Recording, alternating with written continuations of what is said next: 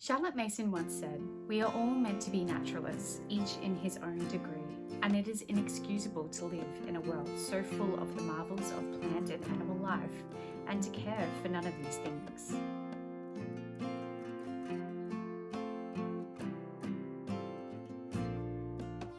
Today I wanted to share a little bit of our nature study, the way we approach nature study, I suppose. If you're new here, my name is Tiffany and this is Hint to Life Homeschool. Welcome. My channel is all about motherhood, homeschooling and organisation. So if those are things that are, of interest to you, I would love for you to hit that subscribe button.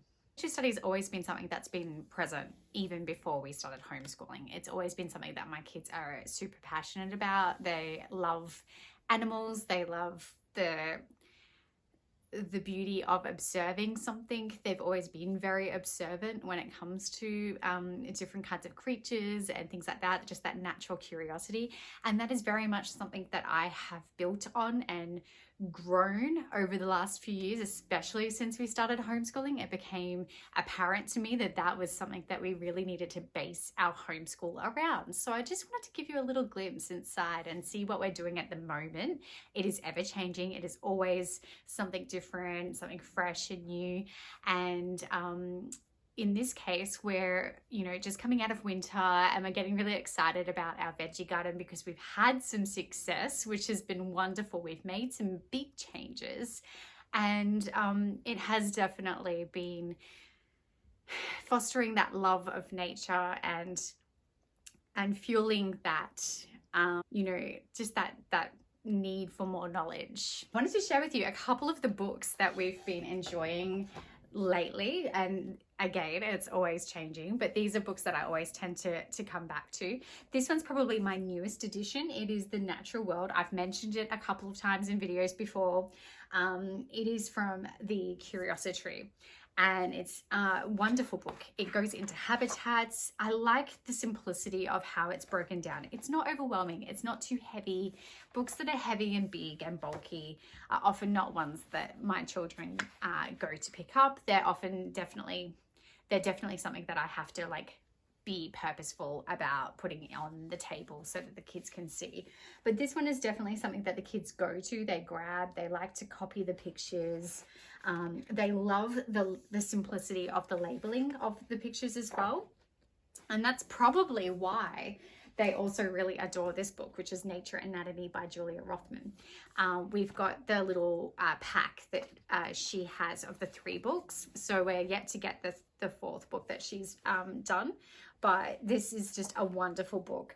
I love the fact that the labeling has really helped us in our nature study. It's inspired us to kind of really be more purposeful about finding out exactly what the parts are of that animal or that plant, and kind of really understanding what the anatomy is. So that is definitely a Charlotte Mason inspired concept with nature journaling, and is definitely something that we're really starting to get drawn to. And that's probably quite obvious because we're heading towards that Blossom and Root curriculum. We've incorporated that into our homeschool now, and that is definitely apparent in our nature study as well with Blossom and Root. So Blossom and Root, we purchased the package and it incorporates nature study.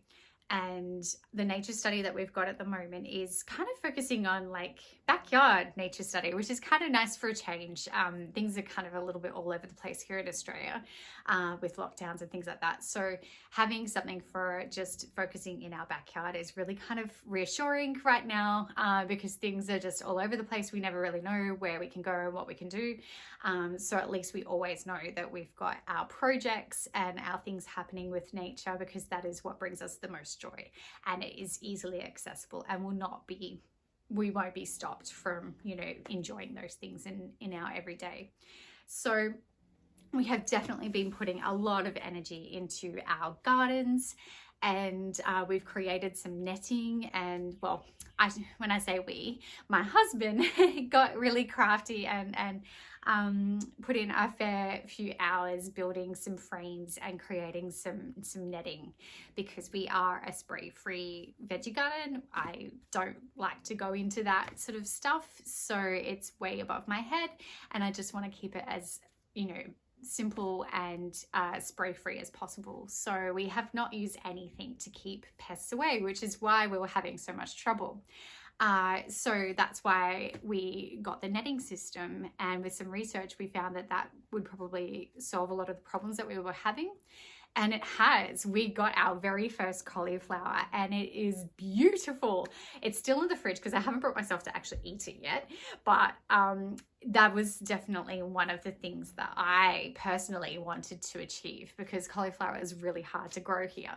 And we did it, and not only did we do it, we smashed it. It's a huge one. So and we've got 2 more growing in the veggie garden, which is getting towards the end of the season, so we're probably going to have to pick them a little small because it's getting quite hot. But we've just planted a whole bunch of things. As you can see, we've got into the garden today with our nature study, and it's just been so lovely. So today for our nature study, I thought I'd give you a run through of what we did while it's fresh in my mind. And I along the way, I kind of grabbed some footage of the kids doing it without it being too kind of, you know, in their face with the camera and all that sort of thing. But I just captured the moments that we really enjoyed. And today we were focusing on, so a couple of weeks ago, we set up our worm farm. And the kids had so many questions, and we've been just learning how to look after the worm farm itself. I was a little intimidated about kind of having this worm farm. I was freaking out thinking like, oh my gosh, 1,000 worms to look after, but it's actually really easy. They look after themselves. So it's not as bad as I thought it was going to be. So usually when we bring on pets, it's kind of a lot more work than you expect, but this way it's actually been the opposite, so it's kind of nice for a change.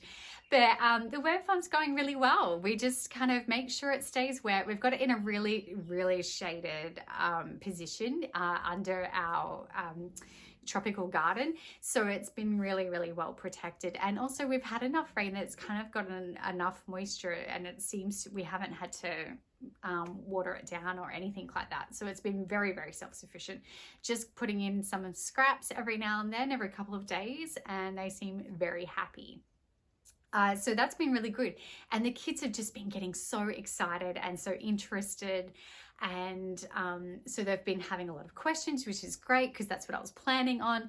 So we've left it kind of sit for a bit. They've gotten all of these questions, and we spent today just kind of going over some of the questions and, you know, creating that anatomy, little drawings of our worms and their anatomy, and understanding like how the life cycle of the worm and all of the interesting intricacies of all of the worm life, I suppose.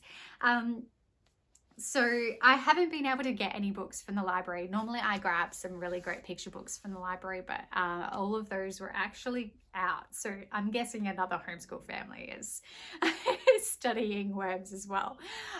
But we found a little YouTube video, we watched that, and we went over all of that. So I like to kind of draw a visual on the little blackboard that we have, and the kids kind of use that as inspiration, and we chat about it, and it just kind of allows them to have a reference so that they can listen, absorb it, and then write it down and draw it themselves. And then we went down and we kind of checked over the worms and gave them some more scraps, and just chatted about what we had actually learned in our nature journals. And then we went to our local produce store and grabbed all of the veggies that we wanted to get for this next season. It's getting warmer, so we're really excited about that. And the kids, you know, wrote down, we did some research on what sort of plants we could, what veggies and fruits and all that sort of stuff we could grow for spring in our area. And they wrote down spring on their book and kind of, you know, listed out some of the things that they're really interested in growing and seeing how long it takes and all that sort of stuff. So The idea is basically just getting them interested and open to the concept of the fact that, you know, throughout seasons, certain veggies and certain fruits thrive and certain fruits and veggies die off, and, you know, they don't produce anymore. And it is an evolution of a veggie garden. And they're experiencing that now. They're seeing that with the cauliflower, and veggie gardens are just so magical. Like, for us, if we're having a tough day, going out there is kind of the way we reset our day. So going down there and seeing all of the amazing things growing and seeing how much something can change literally overnight. Something has flowered, or something has, you know, our strawberries are spreading, or our mint is ready to be cut, or, you know, all of the herbs are constantly needing to be cut. It is wonderful, and it's just super exciting. It's just like our chickens. It's just so, what you put in, you get out, and I think that that is really something special. Thank you so much for joining me in this video. I hope you've enjoyed it. If you have, I would love it if you could like it. It lets me know to make more videos like this. I hope that by sharing what we do in our nature study, it might inspire you if you haven't really gone that way, or really haven't kind of started doing nature study in your homeschool but feeling drawn to. It is definitely a gentle way of approaching science. It's a fantastic way to kind of introduce, especially younger years, into the world of like observing and understanding how things work and the life cycle of things. It is just such an exciting world for children, and my kids have absolutely adored nature study, and I hope that maybe yours will too. Thank you so much for joining me. I hope you enjoyed the video, and I will see you in the next video.